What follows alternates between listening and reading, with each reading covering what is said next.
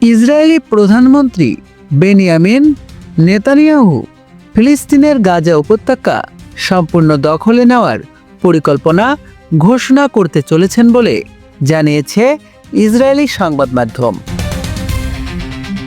Jerusalem post, channel 12, ওয়াইটেন এবং i24 news সহ দেশটির একাধিক শীর্ষস্থানীয় সংবাদ মাধ্যম সোমবার 4 আগস্ট এ সংক্রান্ত প্রতিবেদন প্রকাশ করেছে।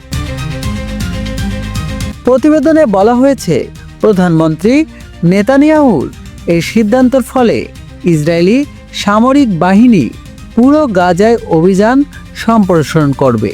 এর মধ্যে হামাসের হাতে জিম্মি থাকা ব্যক্তিদের যেসব এলাকায় রাখা হয়েছে সেগুলোও থাকবে।